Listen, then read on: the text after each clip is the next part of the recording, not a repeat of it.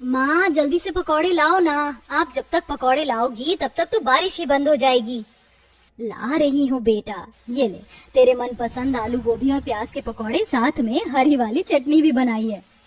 वाह माँ, मजा आ जाता है आपके हाथ के गर्मा गर्म पकौड़े खाकर। काश मेरे ससुराल में भी मैं इतने अच्छे पकौड़े खा सकती।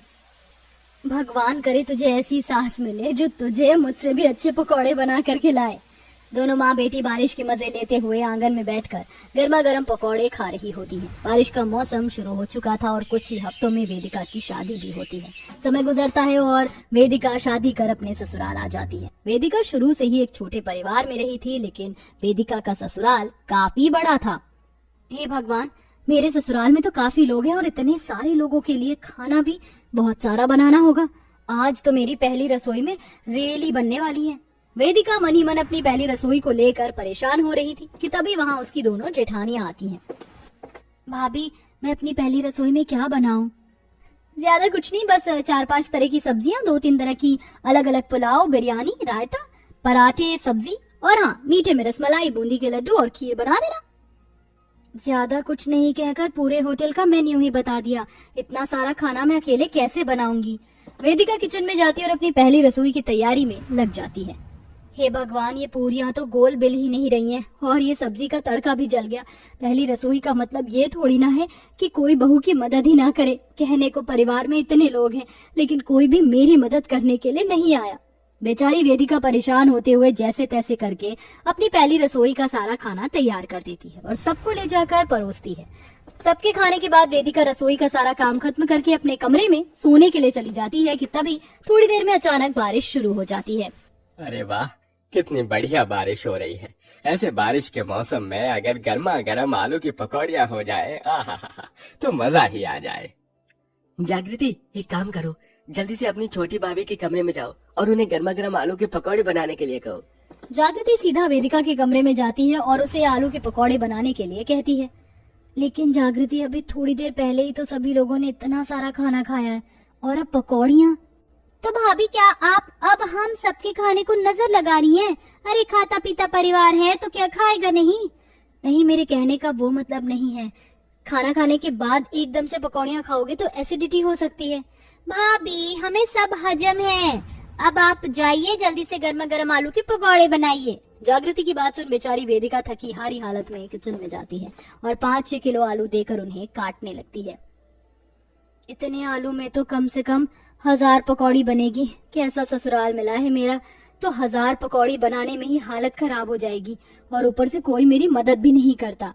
वेदिका परेशान होकर आलू काट रही होती है कि तभी वेदिका गलती से आलू की जगह अपनी उंगली काट देती है। मेरी उंगली, कितना खून निकल रहा है। वेदिका जल्दी से पानी से अपनी उंगली धोकर उसके ऊपर कपड़ा बांध देती है और अब दोबारा आलू काट कर जल्दी जल्दी ढेर सारी पकौड़ी बनाती है और ले जाकर अपने ससुराल वालों को देती है। वाह भाभी, आप तो बहुत अच्छी पकौड़ियाँ बनाती हैं। मजा आ गया।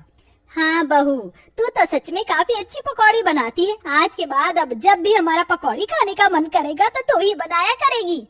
हे भगवान, ये क्या कर दिया मैंने, तो अपने ही पैर पर कुल्हाड़ी मार ली। बेचारी वेदिका अपने कमरे में चली जाती है और ऐसे ही कुछ दिन गुजर जाते हैं। बारिश का मौसम अच्छे से शुरू हो चुका था, इसलिए अब आए दिन बारिश हुआ करती थी। बारिश के मौसम में हर किसी का गर्मा गर्म पकौड़े खाने का मन करता है, लेकिन वेदिका के ससुराल वालों का तो अब हमेशा ही पकौड़े खाने का मन करता है। चलो अच्छा हुआ मैंने आज दाल चावल बना दिए, रोटी बनाने से छुटकारा तो मिला। अब जाकर थोड़ा आराम कर लेती हूँ। वेदिका सबके लिए दाल चावल बनाकर खुश होती है और जैसे ही अपने कमरे में आराम करने के लिए जाती है कि तभी वेदिका की सास, वेदिका बहू, आज तेरे ससुर और जेठ का प्याज और गोभी के पकौड़े खाने का मन हो रहा है, जल्दी से पकौड़े बनाने की तैयारी कर ले। लेकिन माँ जी, मैंने तो सबके लिए खाना बना दिया है और वैसे भी अब खाने का वक्त हो रहा है। तो क्या हुआ, हम लोग खाने के साथ ही पकौड़ियाँ खा लेंगे, तो जाकर जल्दी से पकौड़ियाँ बना। मन तो कर रहा है कि इनकी पकौड़ियों में जमाल गोटा मिला दूं, लेकिन क्या करूं, मजबूर हूं। पता नहीं ऐसे क्या पाप किए थे मैंने पिछले जन्म में, जो मुझे इस जन्म में ऐसे ससुराल वाले मिले। वेदिका किचन में जाती है और ढेर सारी गोभी और प्याज काटने लगती है। इतनी सारी प्याज काटने की वजह से वेदिका की आंखों में आंसू आने लगते हैं। मेरी आंखें अब इन प्याज की वजह से आंखों में जलन हो रही है। वेदिका हर 2 मिनट में अपनी आंखें धोती और फिर प्याज काटने के लिए बैठ जाती कि तभी वेदिका की नंद जागृति किचन में आती है। ये क्या भाभी, हमें तो लगा कि आप पकौड़े तल रही होगी, लेकिन आपने तो अभी आधी प्याज ही काटी है। जागृति, इतनी सारी प्याज काटने की वजह से आंखों में बड़ी जलन हो रही है, थोड़ी मेरी मदद करवा दो।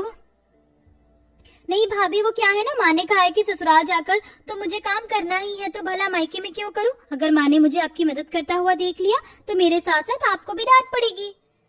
कैसा जमाना आ गया है, बेटी को तो चम्मच उठाने नहीं देते और बहू से गधे की तरह काम करवा रहे हैं। अपने आंसू साफ करके वेदिका जल्दी से प्याज और गोभी की पकौड़ी बनाती है और पूरा ससुराल मजे से बारिश देखते हुए पकौड़े खाता है। वेदिका, ये गोभी और प्याज के पकौड़े तो कल के आलू के पकौड़े से भी काफी ज्यादा अच्छे, मजा आ गया इन्हें खाकर। बस कल से इनके साथ हरी और मीठी चटनी भी बना देना। इन पकौड़ों की जिम्मेदारी क्या कम थी मुझ पर, जो अब इन्होंने चटनी की भी जिम्मेदारी दे दी। जब कभी खुद को ये 1000 पकौड़े बनाने पड़े ना, तब जाकर अकल ठिकाने आएगी इन लोगों की। बारिश के मौसम के शुरू होते ही सारा परिवार अब धीरे धीरे तीनों वक्त का खाना बंद कर देता है और अब तीनों वक्त हमेशा वेदिका किचन में बैठे बैठे अलग अलग तरह की पकौड़ियां ही तलती है।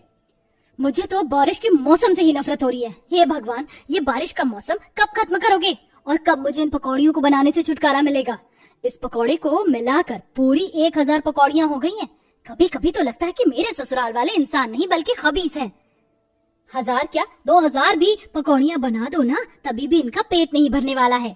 वेदिका अपने गुस्से के चलते कुछ पकौड़ियां जानबूझकर जला देती है और वही ले जाकर अपने ससुराल वालों को खिलाती है। ये क्या वेदिका, तुमने तो कुछ पकौड़ियां बिल्कुल जला दी हैं। क्या है ना भाभी, मेरे 2 हाथ 10 हाथ नहीं, इतनी सारी पकौड़ियां बनाऊंगी तो थोड़ी बहुत तो जलेंगी ही ना। अगर इतनी ही प्रॉब्लम है तो कल से आकर मेरी किचन में मदद करवा देना। अरे अरे, तुम तो गुस्सा हो गई। कोई बात नहीं, हम तो जली हुई पकौड़ी भी खा लेंगे, तुम्हारा प्यार जो है इसमें। मदद करने के नाम से दोनों जेठानियां चुपचाप से वो जली हुई पकौड़ियां भी खाने लगती हैं। लेकिन अब वही वेदिका की तबीयत धीरे धीरे खराब होने लगती है। रोज आधे से ज्यादा दिन किचन में गैस के सामने काम करते करते और बरसात के मौसम में भी वेदिका के शरीर में ज्यादातर जलन और घमौरी रहती है। इसी के साथ वेदिका की आंख में भी दर्द शुरू हो जाता है। सुबह से 4 बार आंखों में ड्रॉप डाल चुकी हूँ, लेकिन फिर भी आंखों का दर्द कम नहीं हो रहा है। कुछ ठीक से दिखाई भी नहीं दे रहा है। ठीक से दिखाई न देने की वजह से वेदिका गलती से गरम तेल की कुछ बूंदे अपने हाथों पर डाल देती है। मेरा हाथ, मन तो कर रहा है कि सब कुछ छोड़ छाड़ कर अपने मायके चली जाऊं। भला और कितने दिन तक ये मुझे 1000 पकौड़ियों का दर्द सहना पड़ेगा। वेदिका रोज रोज 1000 पकौड़े बनाकर काफी थक चुकी थी। इसी के साथ दिन पर दिन उसकी हालत भी खराब होती जा रही थी और आज भी वेदिका इतनी खराब हालत में अपने ससुराल वालों को पकौड़ियां परोस रही होती है कि तभी वेदिका की माँ उससे मिलने के लिए आती है। लेकिन जैसे ही मोहिनी अपनी बेटी की हालत देखती है, हे भगवान, ये मेरी बेटी की कैसी हालत हो गई। वेदिका, ये तूने अपना क्या हाल बना लिया। आप लोग क्या मेरी बेटी का ठीक से ख्याल नहीं रखते? आप कैसी बातें कर रही हैं समधन जी? जागृति की तरह वेदिका भी मेरी बेटी जैसी है, हम उसका काफी अच्छे से ध्यान रखते हैं। अगर रखते तो आज मेरी बेटी की ऐसी हालत नहीं होती। मोहिनी इतना बोल ही रही होती कि तभी अचानक वेदिका के हाथ से पकौड़ियों की थाली जमीन पर गिर जाती है और वेदिका बेहोश हो जाती है।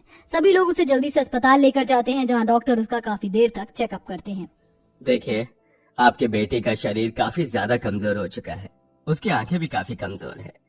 हमें कुछ दिनों तक उन्हें अस्पताल में ही एडमिट रखना होगा, जब तक वो पूरी तरह से ठीक नहीं हो जाती। पड़ गया तुम लोगों को चैन। बड़ा परिवार है, मेरी बेटी खुश रहेगी ये सोचकर मैंने इस घर में शादी की थी, लेकिन तुम लोगों ने तो मेरी बेटी को जीते जी मार दिया। बहन जी, ऐसा मत बोलिए, हम नहीं जानते थे कि दिन रात रसोई में काम करके वेदिका की ऐसी हालत हो जाएगी, वरना हम कभी उसे रसोई का काम नहीं करने देते। सबसे बड़ी भूल तो मेरी है। मैं वेदिका का पति होकर उसकी हालत नहीं जान सका। मुझे माफ कर दीजिए। आप लोग इस तरह माफी मत मांगिए, जो होना था सो हो गया। इतना सब कुछ होने के बाद भी वेदिका का जवाब सुनकर सभी ससुराल वालों की आंखों में आंसू आ जाते हैं, जिसके बाद अब सभी लोग वेदिका का काफी अच्छे से ध्यान रखते हैं और बारिश के मौसम में अपनी 1000 पकौड़े खाने वाली आदत को भी छोड़ देते हैं, जिससे अब वेदिका अपने ससुराल में हंसी खुशी रहती है।